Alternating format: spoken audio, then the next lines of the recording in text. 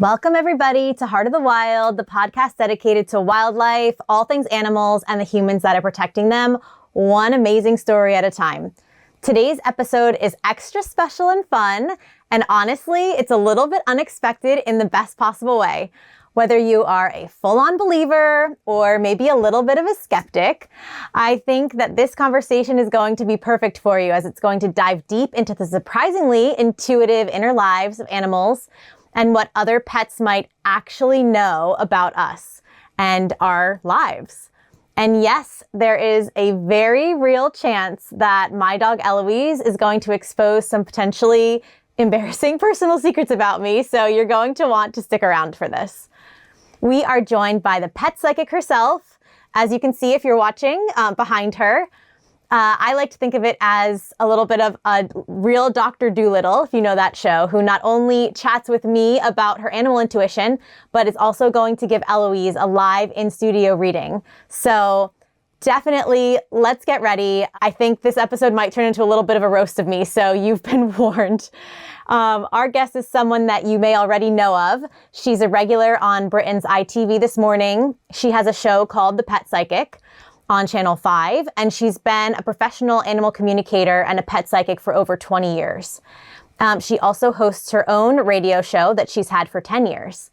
And beyond all of this, Beth is an avid believer that anyone can actually tap into their own animal communication. And she's even written a best-selling book about this very thing. So we'll talk a little bit about that in just a few minutes. So without further ado, I would love to welcome the amazing Beth Lee-Crowther. Hello, Beth. Oh, it's so lovely to join you, Dianna. Thanks for having me on your show. Thank you so much for being here. I'm so thrilled to have you. And we also have Eloise here. I can see Eloise, and she looks really, really chilled out. Yeah, I think she's ready to spill some secrets. Enjoy our little chat that I'm going to be having with her. And as you know, I work as a pet psychic, have done for many years, and did write a book about it because I think a lot of people can do what I do. And it's just about tapping into your intuition and knowing what to expect from the animals and how to hear them. They've got a voice, and you can tap into their voice and their thoughts using telepathy and your intuition, and it's a language that our brain understands. So I'll happily demonstrate what I do on Eloise today, and I'm going to love to hear her thoughts about her relationship with you and why you're together. And maybe she will spill some of your secrets. We'll see. Oh my God. I'm a little nervous, Beth. I know that you know that I'm nervous, but yeah, we'll definitely see. And I think that's incredible, right? Like I don't even know how I could potentially tap into this. So I'm so interested to hear this from your perspective. And before we get into the reading itself, I would love to know from you, like, how did you know that you had this skill? How did this actually come up for you? Well, as a child, I was always very in tune with animals, and I was just obsessed. I was obsessed with horses, cats, dogs. I eventually had a rabbit when I was about 4 years old. But I thought that it was normal to hear the animals' thoughts and their voice inside your own mind. I thought that was pet ownership. I just thought that's what everybody did. So as a child, you don't question it. You know, you just assume that everybody's having the same experience. And my dad brought me a kitten called Tinker. She was a little ginger female kitten. And we'd only had her 2 or 3 days. And I kept saying to my parents, we need to take her to the vet. She's going to die. She kept telling me she was really poorly, she was going to die, but she just seemed absolutely fine.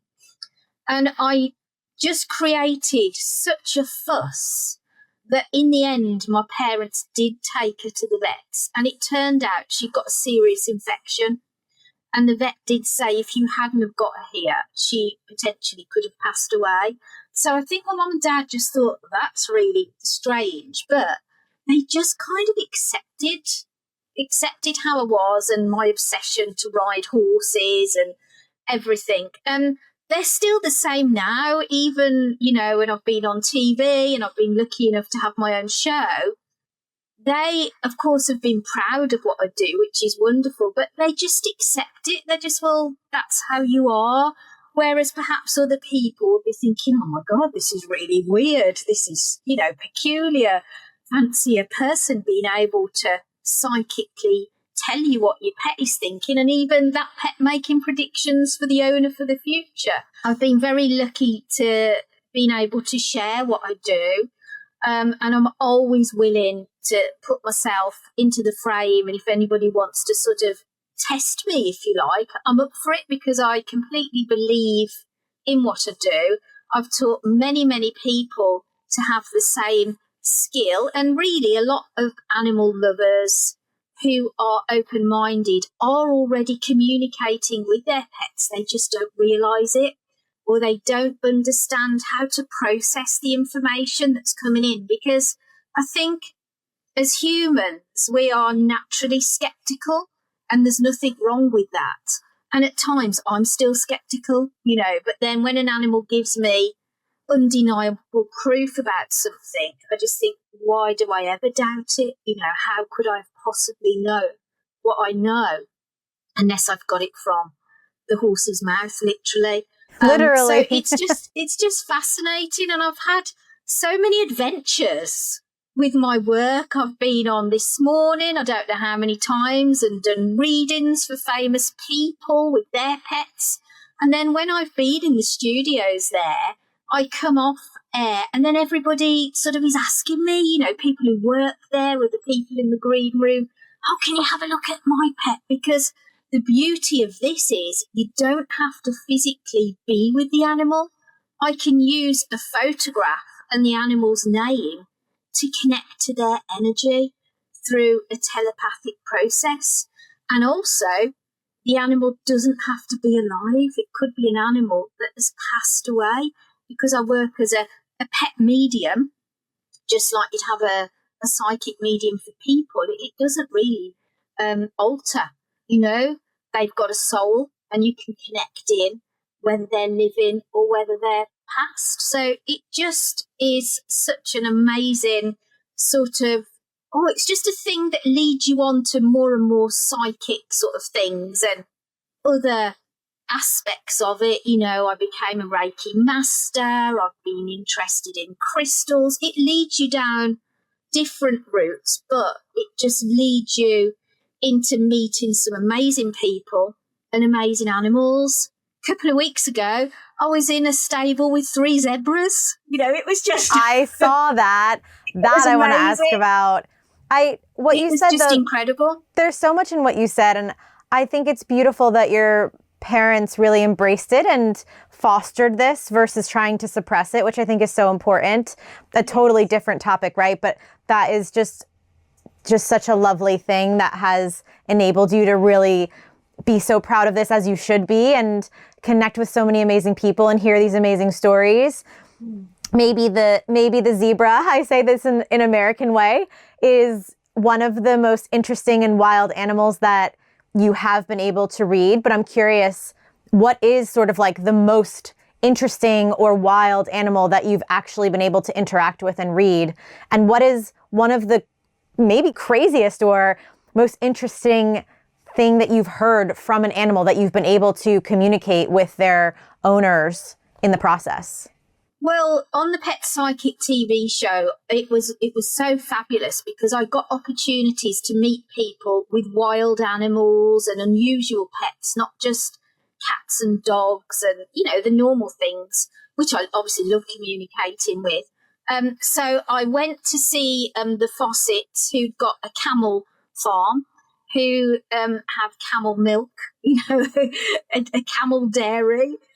The things that they said was hilarious in some ways, because Joe, the owner, who also, that's where I went to see the zebras, consequently, he was the biggest skeptic ever. Now he is the biggest believer. Converted. I worked my magic on him. Or, yes. Well, camels work their magic on him, shall we say. And the one thing I remember, the one camel showed me that they'd had an injection that morning, which he confirmed. He'd had an antibiotic injection. So I could see Joe sort of thinking, how would she know this? And then another one told me that they'd had trouble with their foot and their toes. And he said, oh, yeah, that's true. But the biggest thing was I got this date in my mind, and I said to Joe and his wife, Rebecca, what does the date of December the 23rd mean to you? And he was just flabbergasted, and he went, he said, that's our wedding anniversary. And he said, we'll have been married 25 years on the 23rd of December. And I think it was the 23rd of December. I'll have to rewatch it. It was either that or the 13th of December.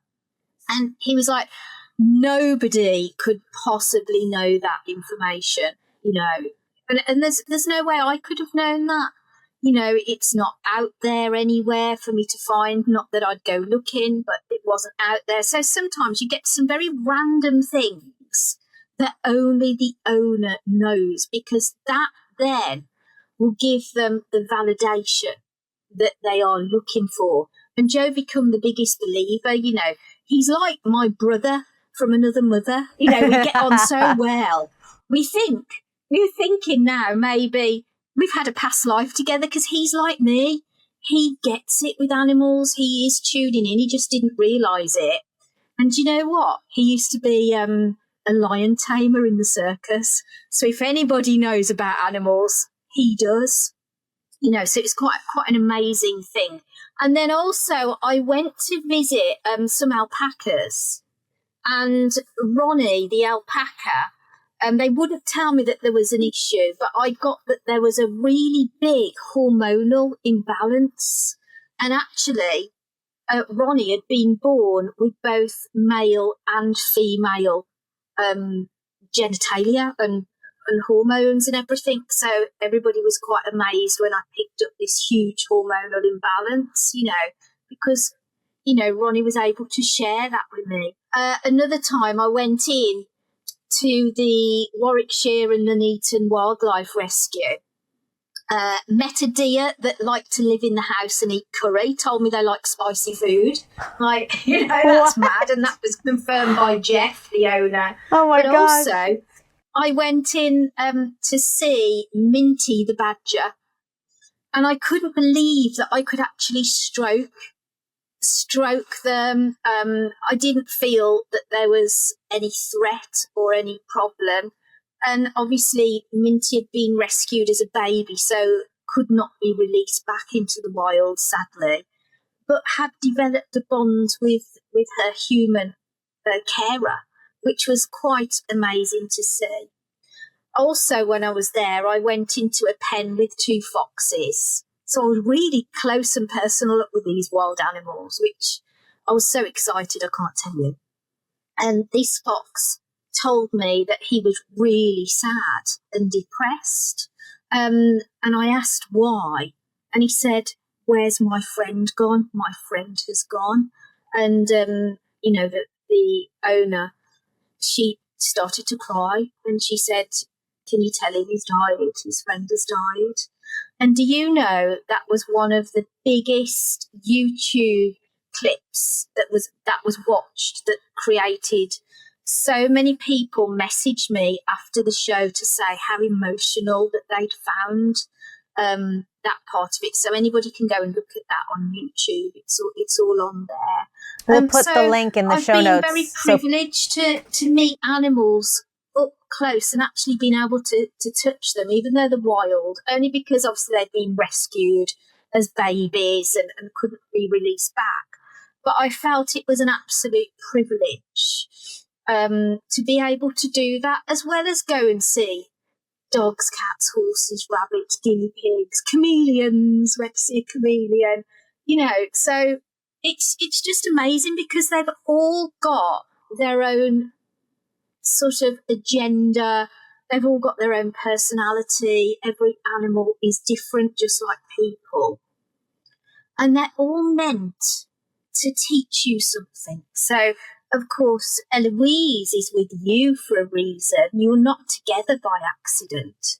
And it's always nice to know what that reason is. And some animals come to us because they're healing us, or we're healing them, or they have something to teach and something to offer us. And also, I think that we're better people because we share our lives with animals, and it brings with it its challenges, of course, but sometimes those challenges are reflecting an issue that's going on in our lives at the time. So it's always very interesting to really analyse your pet's behaviour. What are they doing? Are they doing anything new? How does that relate to you? Have you got any similarities within maybe physical similarities or health things? Obviously, I'm not a vet, so I can't, give a diagnosis or a prognosis. I'm not veterinary trained. Nevertheless, I see things time and time again where the two sort of souls are joined, and I look at her and tune into Eloise and I think, yeah, you've really found your soulmate with her. And you both really are so bonded and in tune with each other that you are reading each other's thoughts on a regular basis. So I think you share a very special bond. But I think she has really felt that she's helped you in times of difficulty, that she's been a constant companion for you. And she just really does love you, because I know that might be one of your questions, because most people say to me, does my dog love me, or does my cat love me? Is there anything I'm doing that they don't like? And it's very rare for them to say that that would be the case when you are loving them and giving them the best possible life. Obviously there's always going to be issues with some people's relationship with their pets. So often I'm called in to look at problems and how to solve them. We had a very strange problem when I was filming the Pet Psychic show. I went to see a dog called Yogi. It was on the very first episode. And Yogi wouldn't come out of the house. And if he did, he refused to turn right. So it was the most unusual issue. And Claire, his owner, had different dog behaviourists come out to try and work with him. And she'd seen the vet. He was given a clean bill of health. So I was the last resort. Could he tell us why he wouldn't come out of the house, why he didn't want to go for a walk, why he didn't want to turn right? And he told me that he'd been out for a walk once and he'd heard the most tremendous bang, which sounded like a gunshot or a big firework going off. And he was that scared that it alarmed him so much, he kind of wanted to shut himself in case it ever happened again. He also said that he felt as though his harness was irritating him, that it wasn't right for his body, and also that he had a lot of tension in his neck and his back. So he requested some dog physio, some like a dog massage. So it was so fascinating, because what the production team did then was organised for Yogi to have dog massage, organised him to have a new harness fitted. And also he felt as though he'd offloaded onto me that he could express his feelings and his relationship with his owner and things that had gone on there. Of course, in the hour episode, they couldn't air all the things, but, it was good to see how their relationship was together, because they were very bonded too. Did those things end up helping him ultimately to turn right in the end? Absolutely, because I had to do a revisit a few weeks later and they wouldn't tell me if we'd cracked it or not, if I'd made any difference. Was he coming out of the house doing right? But they made me stand outside to watch.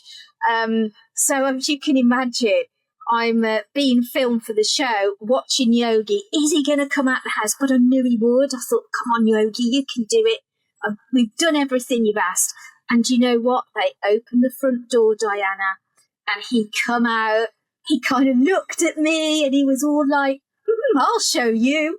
And he just trotted up the road. He turned right and he trotted up the road. That's so great. I love I had that. to hold back the tears, honestly. So again, it was undeniable proof that by doing this work, you can tackle things from a different angle, but everybody needs to work together.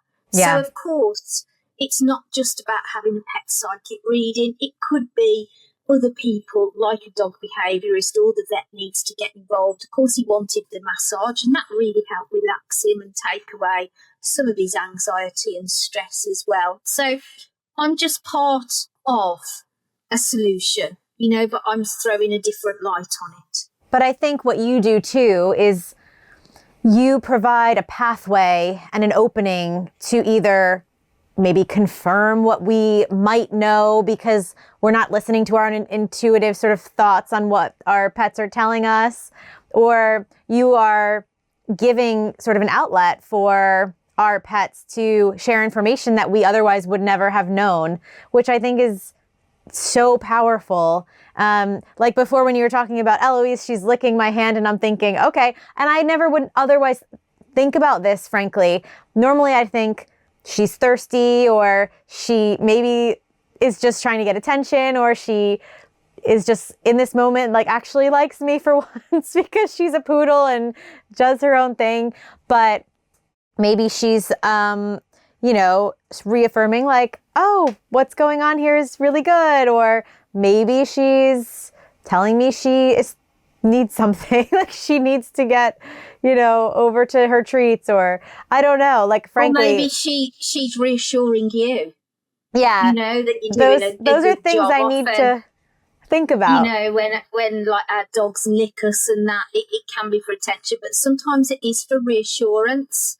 And I think sometimes when they're licking us, they're improving our circulation, like it's bringing more blood to that area of the body.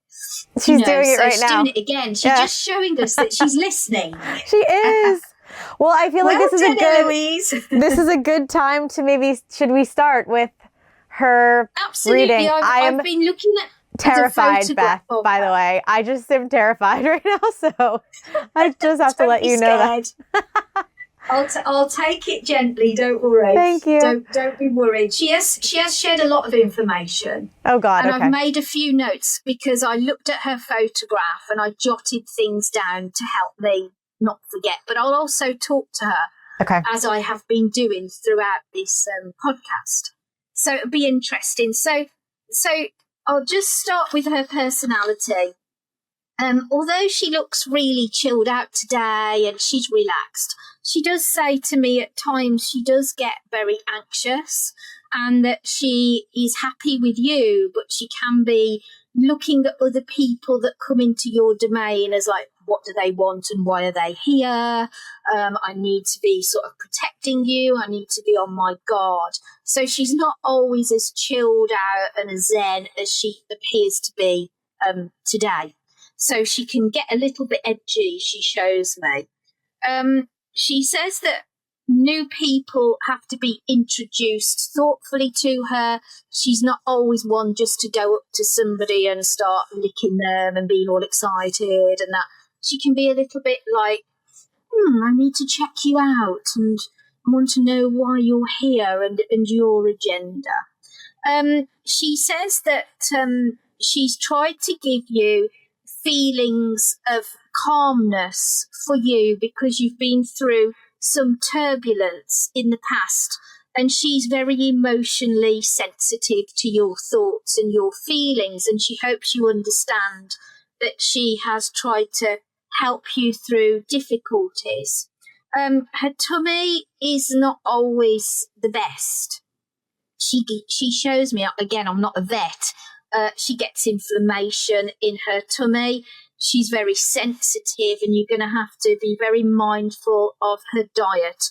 Although she does tell me today that what you've been doing has started to make a difference and she's starting to improve.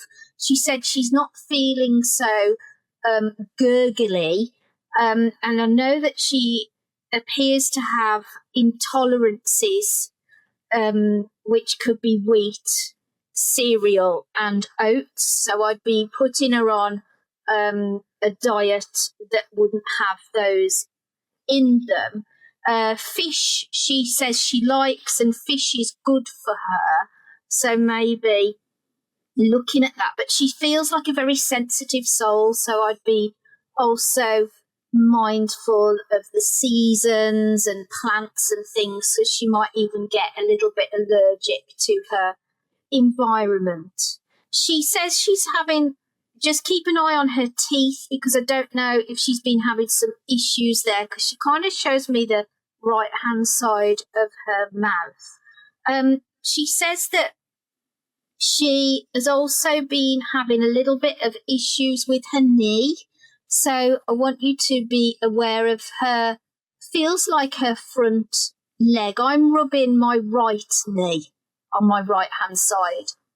So just be aware of that. She said that the 14th of October is a date for you to put down. Don't forget that. Okay. And also, she says, not Dianna, but the other D. Have you got the other DA name? Yes. Draw close to that person. Yes. Because they need your assistance or your help. Okay. And conversations to be had there, and being open and frank about things is important. Okay. There's a bit of a sense of don't hold back with this conversation. She said she likes to be cuddled up and to sleep in bed with you. She doesn't like to sleep alone, and you both get sort of a nice cuddly time together, and she really likes that. And she wants to encourage you to start writing a book, or writing your own journey or monologue or something like that. So she's asking you to start writing it, and maybe you've already started that, I don't know, but that is important to you, or certainly will be. She says she gets the hair in between her toes really annoys her. She says she licks her feet and they itch, so you might have to clip in that area of the body or be a bit more thoughtful there. She gives me the name of, it sounds like Megan. So again, if you don't know it, she can predict people that are coming up for you into your future. So if they give a name, it's really important to remember it. And a name that sounds like, I might not have this perfect though, it sounds like Lola or Layla, like L ending in A. Do you understand that? As a friend, yeah. Like as someone in my life.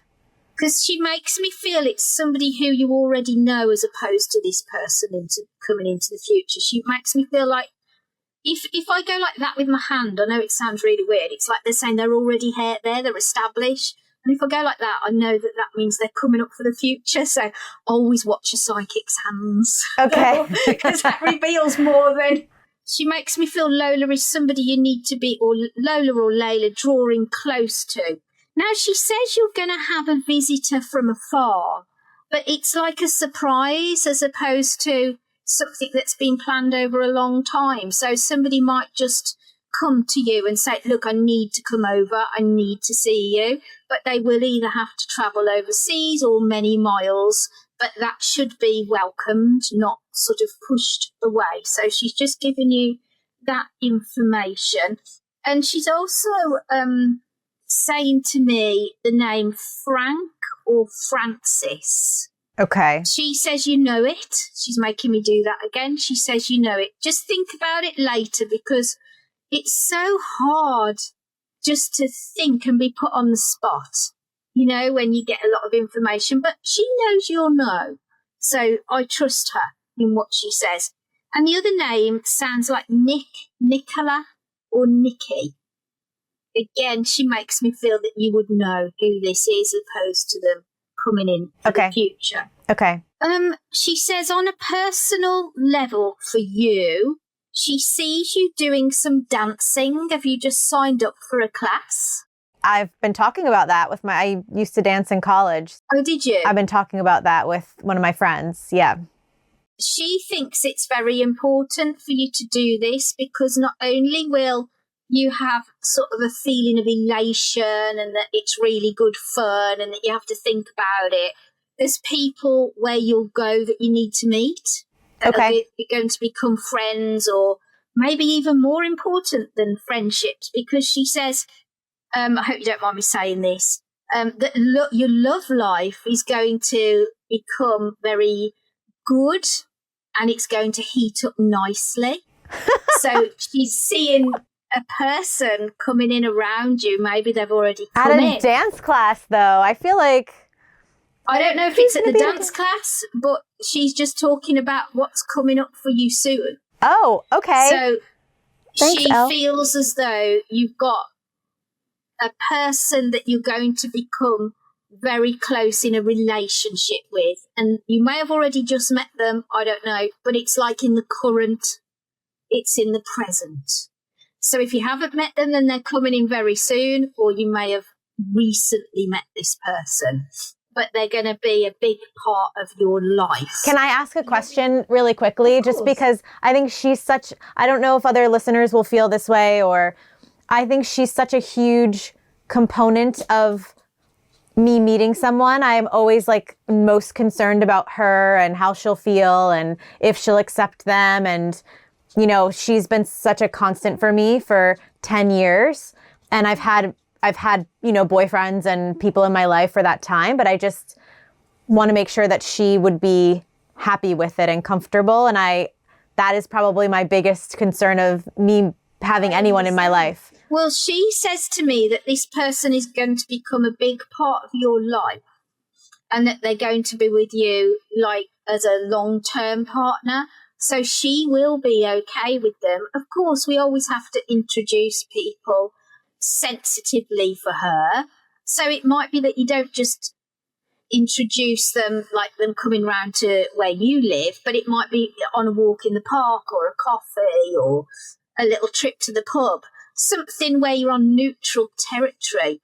But this person, you know, will be quite used to dogs, so they'll take her kind of attitude within their stride and will be able to win her round. She's not always very conducive to the male species, she tells me. She's not. She's more like happy around females, but she says that because you've had difficulties with males in the past, or not just within relationships, but sometimes it's been through work where you just haven't been able to be on the same level or see eye to eye, or somebody's really brushed you off because they're being very unreasonable, that she senses that from you. And she says, so she defends you on that. So she says often you're really good with your female friends, but you have run into issues. Sometimes it's been on a working level with males, as if like you felt that they've tried to make you feel inadequate in some way. I hope you don't mind me saying that. I'm just giving you what she has picked up from you. I think everyone listening to this episode will get to know me more than they ever have. So that's a good thing. I mean, people will know a little bit more about me versus animals in general. So that's positive in my mind. You have been together for 10 years and she's very tuned into you, Dianna. So it's not surprising that she's going to know a lot about you and what's been going on in the past. And also, animals are great to predict the future. So I like that she's making predictions for you. She says that you don't keep still for long, particularly where work is concerned. You're always looking for something new, or you're always having like new ideas. She says you might be having a shower and then an idea pops in your head and you're like, do I get out the shower? I need to write it down. I can't forget, that was such a brilliant idea. And she says you're like, get all these sort of light bulb moments, you know. And she says, and what she thinks is great about you is that you're quite courageous, and often you do execute these ideas where a lot of other people would kind of shelve them or say, oh, I'll get round to it, or don't do anything with it. She says that you're very much a doer and that you like to get on with it. And she says you're up for new challenges. And she says to do a podcast for you is brilliant because you are a very vocal person naturally and you do like to communicate. She says you're always telling her things telepathy, through a telepathic way, but you don't always realise you're doing it. But she hears you. She can hear you. That makes me so happy. Somebody called, she's making me feel like there's somebody called Sue or Susan that is going to need some advice. Do you know who that is yet? Potentially. Well, they need to hear from you about your thoughts on something. Okay. So don't be frightened to give an opinion, but you will have to do it in a very diplomatic way. Okay. And things will be good. The most weird thing she shows me, and I'm not quite sure what she means. Something that looks like a book that isn't a book. If you've got any, it sounds really weird, Dianna. If you've got anything that you hide things in, it looks like a book, but it's not a book. I used to. It poses as a book. Yeah, I used to, but not currently. I'm trying to think. Is that something you had like years ago or as a child?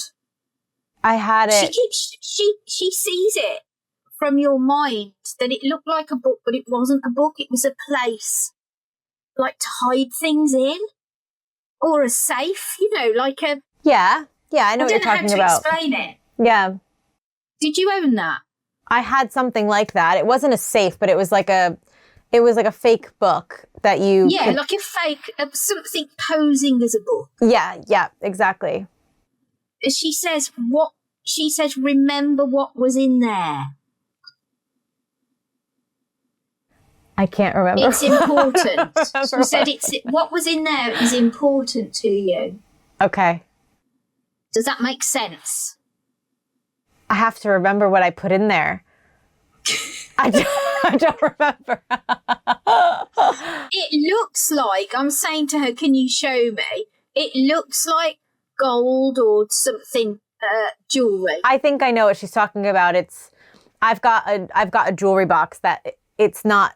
It doesn't look like a jewelry box. It's like if my family's listening to this, they'll know what I'm talking about. It's like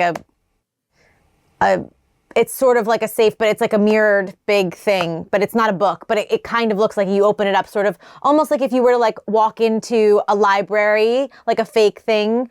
Well, there's something in there that's been given to you by somebody. And she says you need to wear it because you look at it, but when you like think, I don't know whether it's the right thing for me to wear, or I might be like, I don't want to lose it. But it needs to be that connection. You need to put it on. It's from my grandma. Yeah. She says it's because you will feel that she's around you when you wear that. And I think one of the reasons that she's given you this information is, one, nobody else could know about it. Only she can extract that from you. But also to have that mediumship link to Grandma for you is important because she shows me your third eye is very purple.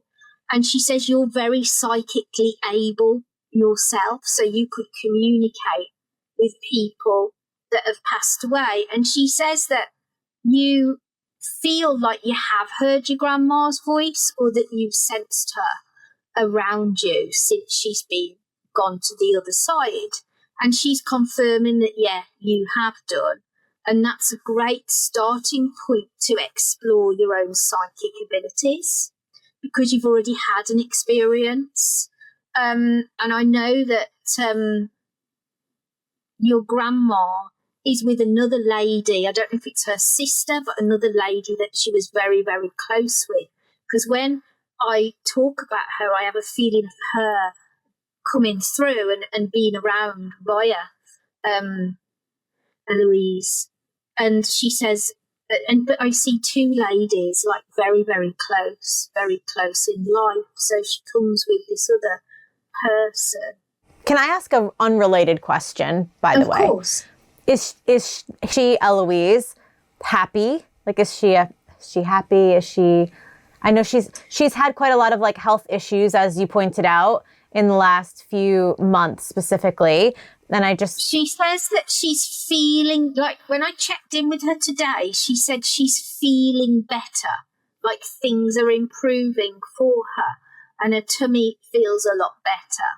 I would always kind of be aware with her of like heart rhythm as well. And maybe that will make more sense as she gets a little bit older, but she makes me want to put my hand on my chest. So I need to point that out to you, just so that you're on top of things, or if you have any concerns, you can get the vet to check her over. But at the moment, she makes me feel that she still wants to go out for walks and do all the normal things that you do, that she's quite lively. And she says she feels more settled than she has for quite some time. She's happy that your life is progressing now and you feel a bit more like you're on the right path and you know where you're going, because she makes me feel maybe even 6 months ago, not that long ago really, that you kept questioning, what am I doing, where am I going, I've got no direction, that you were puzzling over things and you didn't really feel like you'd found your niche. Does that make sense? A little bit. Yeah, I think things are in a super positive course at the moment. So I'm glad that she's happy about that as well. She feels that there's a contract coming for you. I work with symbols and she's showing me my symbol for legal contract, which is like the scales. And she says you will be signing a new contract and it will be good, because she's giving me the thumbs up sign for good. It's good. Just double check everything, of course. Never just sign something without fully reading it. But it will be a good contract and it certainly is a step into your future. So she's very happy about that. I would just want to make sure the heart thing for her, is that something like serious, or is it just like a thing to just... That makes me nervous. It feels a little bit... I mean, I'm not a vet. I can only give you the feeling of it. I can't diagnose it. But it feels a little bit like when your heart misses a beat. You know, sometimes we get like a palpitation feeling. It feels a bit like that. I don't feel like she has it all the time, but she has it sometimes. So I'd just be aware of it. And next time she goes into the vets, get them to check it. Mm-hmm. Okay. You know, because it doesn't feel like it's causing a major issue, but it's good to know if she's giving us that information to keep on top of it, because if she does require any medication in the future, you can be there, you can already be asking the questions, and you can be keeping her as well as you can for as long as you can.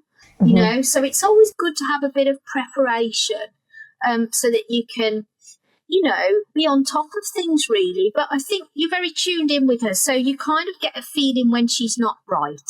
Yeah. You know? Yeah. And I think it's important to follow those nudges and that intuition that you naturally have with her. So if ever you feel like, I don't feel she's 100%, then you just need to get her checked. I think the last few months, it's been a lot of like health issues for Elle, and it's been like a really difficult sort of road, just figuring out all the things, making things in a better sort of way forward, which we've gotten to. So what you're saying is correct. Like, I would hope that she is feeling better, because it seems like we're on a really good path now with her health, which I'm really thankful for.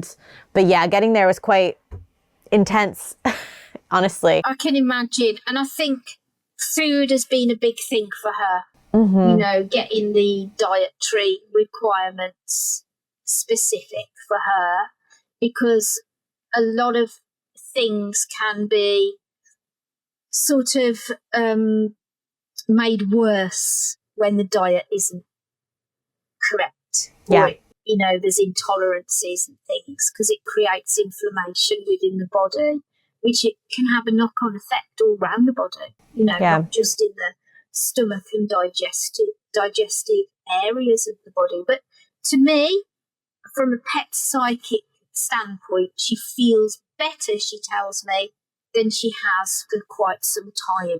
Okay. That's all I really care about ultimately. So that makes me really happy. And Good. Beth, we are almost at time. So I don't want to stop, because it's just so much incredible information, and it makes me feel not like a sense of relief and calm, and you're just an amazing person. You've got this incredible gift. So thank you for sharing it with me and for everyone that's listening. I imagine you'll probably have some potential outreach from this. I absolutely hope so, because anyone listening that could get this information as well, it would just be such a gift. But I also want to make sure that we share a little bit about your book, which I'm going to do in the show notes, in addition to the YouTube that you talked about earlier that was, that went viral and was also incredibly powerful for what you did for the pup. And I want to talk a little bit about the book, though, before we end things. So If you could talk a little bit about that. Is there anything else I should know, by the way, before we get into that? I think you're doing well, and I think you've just got to be open-minded about the new person coming in for your future. And I think you've got many opportunities that are going to come forward. And I think even when you're really tired, you've still got to say yes to these opportunities. Even though if you think, I'm spinning so many plates in the air, you've got a big future ahead of you and a lot of success. And she sees it, and she will be your biggest cheerleader. She said she loves to be photographed, so she wants to win photography competitions. So I don't know if you've entered her into something, but she says so she's funny. A winner. That is so funny. We do. You're going to have to receive one of these this year, Beth. We do a yearly Christmas photo that it's been Eloise and I for a few years. So, nice. Any friends and family listening will laugh, because we actually get a photo taken of us, or I do. It's not Eloise's choice, but we do like a really photo. It kind of is tongue in cheek in a lot of ways. Like we'll do like poses and funny things. And I get so many messages it's a very American thing to do. I don't think it's as much of a big thing in England, but we'll do like a Christmas card, and it's usually a staged like photograph of me and Eloise. So we'll have to send one to you this year. No, I haven't ever received a card like that from anybody in England, so I'd be very happy to receive one from you. It might give me an idea, something to do with my dogs. Yes, it's coming your way this year. Get ready. Get excited for this Christmas. That's my book. If anybody, I don't know if you can see it on there. I can see it, yeah. Yeah. Beautiful. It just teaches you in a really simple way how to communicate with your own pets. I do my own PACT method, psychic animal communication technique on there. And so many people who come on my workshops, do you know what? I've never had anybody on my workshops who hasn't had some validated information by the end of the day. So it's easy to do. It's easy to follow. There's a bit about my life story in there, how, I realised what I could do. And there's some case studies. And there's the best thing about the book, because I never want to read a book that you can't kind of interact with, that there's lots of exercises in there. So there's pictures, there's a picture of a horse, there's pictures of dogs, there's questions for you to answer. The answers are in the back of the book, but you're not allowed to look until you've done it all. But it's a great way to work with animals that you have no previous knowledge of, because when you start working with your own animals, that's the hardest thing to start with, because you're emotionally connected to them. And you're like thinking, oh my God, what are they going to say? Are they going to say they don't like their food, or they don't like the person, or that, you kind of get all these doubts. But when you start working with an animal you don't know, they can tell you anything, and you're not going to have that emotional connection to them in the same way. So you're not putting up any barriers. And once you start communicating with animals you don't know, it just makes it really easy to communicate with your own, because you just think, oh, this is how you do it. I'm just going to do it with my own now. But a good tip I find is that when you want to start communicating with your own pet, don't do it when you sat together to start with. Do it from a different room and maybe look at a photograph or a photograph on your phone, because you can kind of get into the zone easier and quicker at first because you're not looking for any reactions from your pet. Because some people say, well, they're asleep, how can they be communicating? Because it's working on a telepathic connection, so they can communicate in that way. And then some people will be going, can you hear me? I want you to walk over to the table if you can hear me. Like, these little tests that people do. I mean, I've done it myself, you can't help it sometimes. So just to start with, be in another room, or maybe if you're away for work, you could be, looking at a picture and reassuring that your pet that you're going to be home soon, or whatever it might be. So try with somebody else's pet, try with your own pet from another room where you're not together, and then start communicating with them when you're together, because you will have then given yourself some validated information. You'll feel more confident about it, and the two-way connection will just flow, and you will hear back from them. So you might see in your mind pictures of things. You might hear words and phrases or dates, names, numbers. You might get a feeling within your own body. You might even get smell or taste. So it can work in very different ways for different people. You might find that when you communicate, you see more pictures in your mind, or you hear more. Some people are more clairvoyant, some people are more clairaudient than other people. So you might have one sense that sticks out to you a little bit more than the others. So everybody will work differently. And my advice would be just jot things down and make some notes, especially if you're experimenting with perhaps a friend's dog. Just say, I've heard about this pet psychic. I want to try it myself. Would you humour me and let me chat to your dog, and I'll make some notes, and then you can share those notes with your friend over coffee, and they might go, how did you know that? I hadn't told anybody. And you're like, whoa. So it can be a really great thing to do. But I put all the best way to work in the book, like protecting yourself, opening up your third eye, what to expect, how to open up, how to close down, so that you've got a real structure of how to work and what kind of questions to ask the animals. But sometimes it's just good to say to them, what do you want to tell me?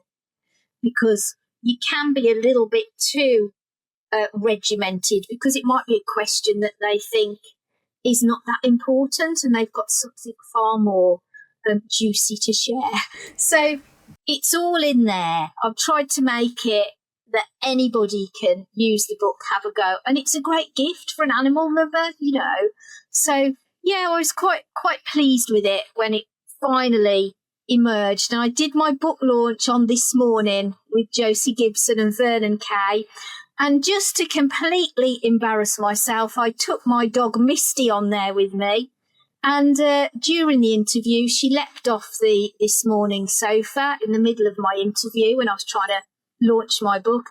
And she ran into the kitchen and she stole Ainsley Harriot's chicken casserole that he prepared for the cooking segment. I actually saw that. If anybody wants to watch that, just Google it and watch it on YouTube. I saw that hilarious. segment. It was very funny. It could only happen to me, Dianna. But do you know what? My book was an Amazon bestseller, and I think Misty had done that by her antics. Everybody bought the book, so it became a bestseller. So I can only thank her for that. Thank you to Misty, because that was very funny. I did see that segment, and it was great. Did you? Now I'm thinking about the book, and I can't do it yet because I haven't gone through all of the different sort of things in the book. But I'm like, Eloise, tell me what you're thinking. Like, tell me where you want to go after this. Let me know. Stop peeing on the carpet. Like, let's work together. Yes. But next time I talk to you. I'll be doing work that. through things, and it will make a huge difference to your relationship. You'll just become even closer than you already are, and you will understand what she needs sometimes or what she's trying to do for you, and it will be a bigger eye-opener for you, you know, and you might be able to help some people around you with their pets at the same time, you know, and that can only be a good thing. My other book I wrote, Dianna, was Life by Numbers, which is a psychic book. And if people see numbers all the time, you know, angel number type numbers, it's not an angelic book. I mean, it gives you a bit of a kick up the backside with some of the messages that are in there. But if you do see numbers, you need to look it up in that book, because that's a psychic message for you. 1 to 1,000, and so many people I've talked to have either got a favourite number, a lucky number, or they keep looking at the clock and it's like 4:44. But that's the other book that I wrote, and that is such a good book when you're stuck or you can't make a decision, because you ask the universe to show you a number. You'll see it in a way that is meaningful to you, and then you need to look it up, and it'll be some strong advice, what you can be guided to do to make a change. I love that. I see 17 all the time, so I'll have to look up what that is. But after, happy to read it out for you if you want me to. Oh God, people know too much about me from this, so maybe we'll talk offline. But thank you so much, Beth. This was such a fun, enlightening, and again, just the gift that you share is so special. So thank you so much. As I said in the beginning, whether you're a skeptic or you are a true believer, which I think I know more people that really believe in these sort of beautiful powers, and again, this amazing gift that you have, that it's true. And so many things that you said, I didn't talk a ton about all of what you said, but a lot of that really, really resonated with Eloise and what she's been going through, and myself. So I can firmly say that you are spot on in a lot of what you had mentioned, and truly would have no idea. No one else would know the things that you were just saying. So I'm a believer. I've seen your show as well. And you're really, really helping so many animals and people as well. So thank you for what you're doing. Thank you for sharing it, and all of the sort of behind the scenes things as well in terms of how this came about. And I will share all the details for your books. Find more with Beth on ITV. She has a YouTube channel, her show on Channel 4. There's so many ways that you Channel can see. 5. Channel 5. Channel 4 is America. Sorry. I'm still getting acquainted here. But Channel 5. And yeah, we'll definitely hopefully have Beth back on here. So thank you, everybody. And always let the heart of the wild inspire not just awe, but action. And we will see you soon. Bye. Thank you so much. Bye.